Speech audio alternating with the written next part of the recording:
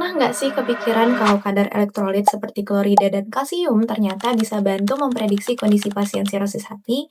Biasanya kalau dengar sirosis hati, yang kepikiran itu kerusakan hati permanen, perut buncit karena asites, atau bahkan gagal hati. Tapi ternyata ada kondisi yang disebut recompensation, yaitu saat kondisi pasien membaik kembali setelah sebelumnya mengalami sirosis dekompensata.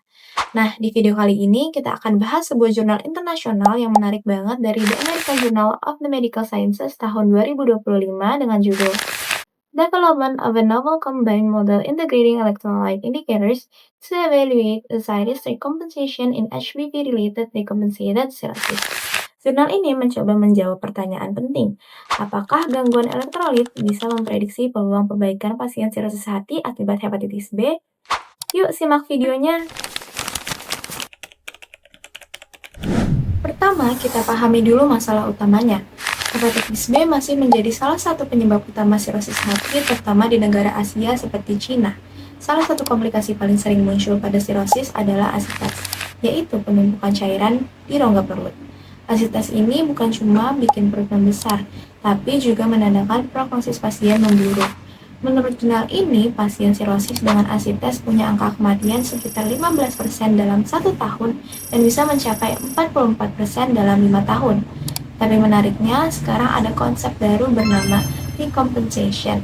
Jadi, sebelumnya pasien mengalami sirosis dekompensata, misalnya ada asites, ensefalopati hepatik, atau perdarahan varises.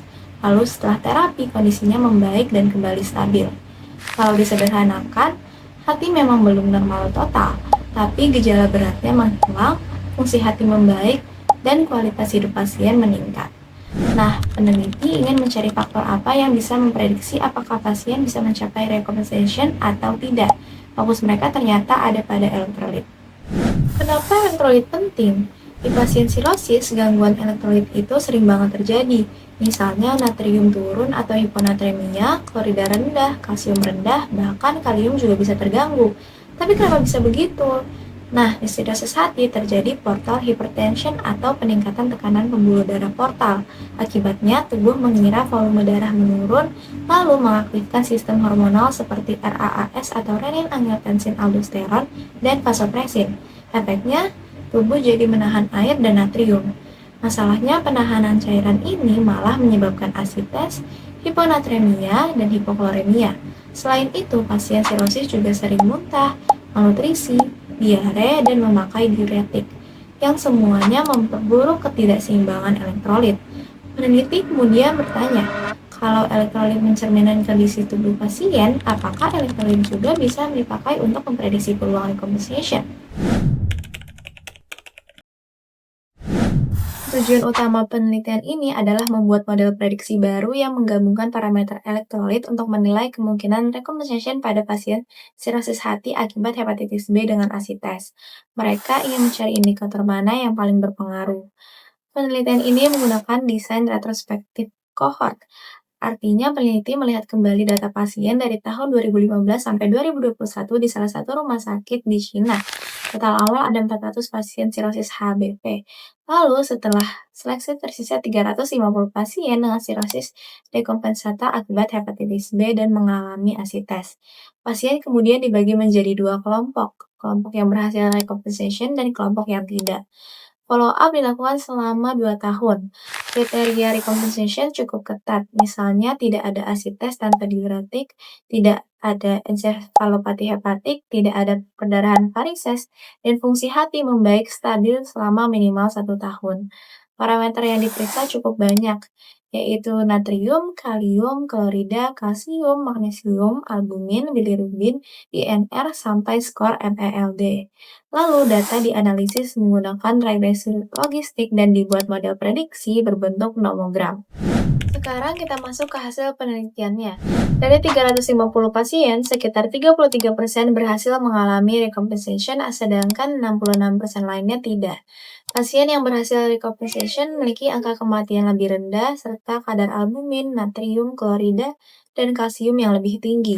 Setelah dianalisis lebih lanjut, peneliti menemukan 3 faktor utama yang paling berpengaruh, yaitu klorida, kalsium, dan hepatic encephalopathy atau HE. Semakin tinggi kadar klorida dan kalsium, maka peluang recompensation juga semakin besar. Sebaliknya, kadar klorida dan kalsium yang rendah menandakan gangguan regulasi cairan, malnutrisi, dan penurunan fungsi hati yang lebih berat. Sementara itu, pasien yang mengalami HE memiliki kemungkinan recompensation yang jauh lebih kecil karena HE merupakan komplikasi berat akibat gangguan fungsi hati yang sudah memengaruhi otak. Menariknya, natrium yang selama ini dianggap penting ternyata tidak lagi signifikan setelah klorida dan kalsium dimasukkan ke dalam model.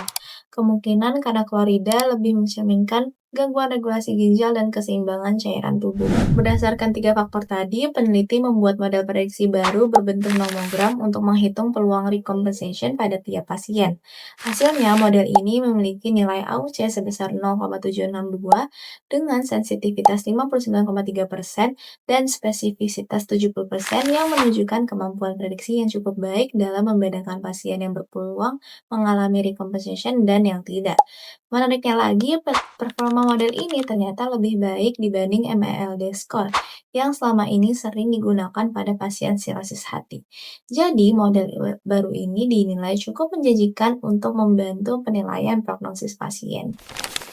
Kesimpulan dari jurnal ini adalah pasien sirosis hati akibat hepatitis B dengan hipokloremia, hipokalsemia, dan hepatik ensefalopati memiliki peluang lebih kecil untuk mencapai recompensation. Model prediksi baru berbasis elektrolit ternyata mampu memprediksi prognosis lebih baik dibanding beberapa model lama. Artinya, pemeriksaan elektrolit yang sering dianggap sederhana ternyata punya nilai klinis yang sangat penting. Sekian review jurnal kali ini. Terima kasih sudah menonton dan semoga video ini bisa bermanfaat. Saya Tiara Hanini Zahwa. Sampai jumpa.